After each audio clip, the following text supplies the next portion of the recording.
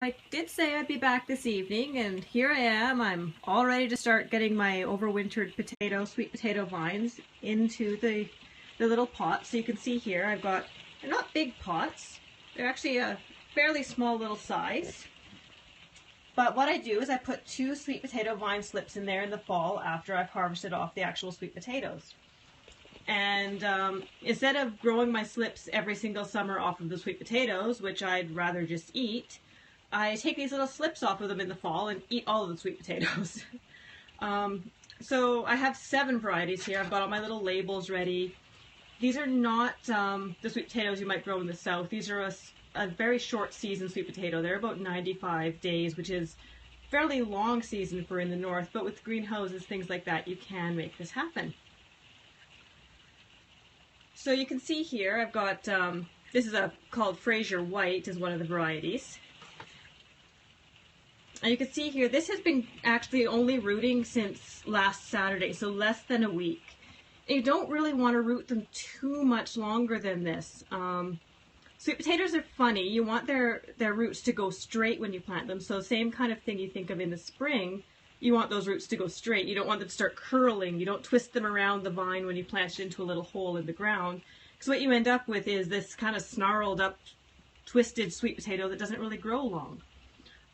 So you want to spread those roots out as much as you can so they can just go straight and long and deep into the ground.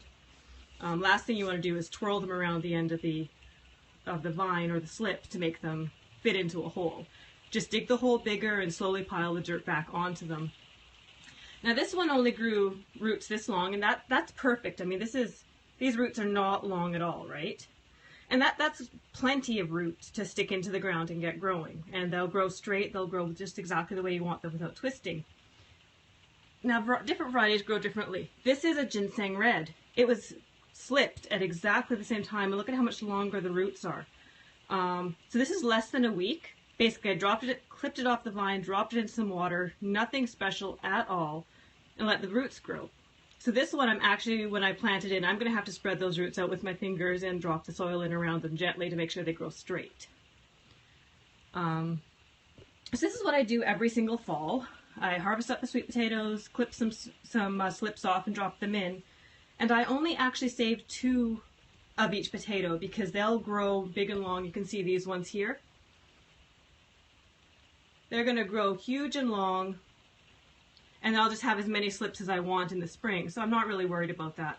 I always have more than extra.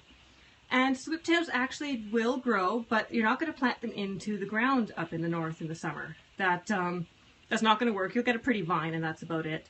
You're going to put them into a greenhouse. I plant them in pots about this size in the summer in a greenhouse with a brick floor to radiate some extra heat. And I do it with potting soil.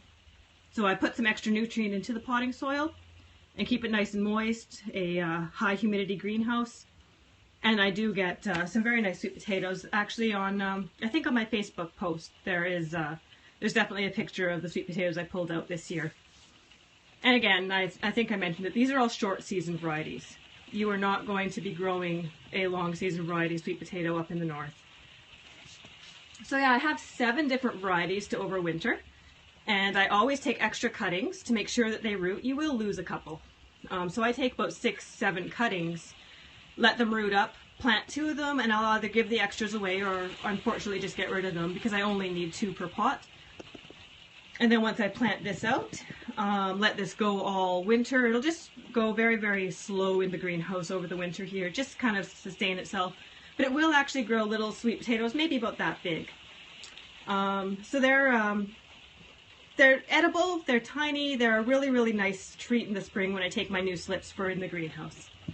I think probably if you look into pictures I posted in the spring, if you feel like browsing through Facebook, things like that, you will see me pulling them out of one of these exact pots.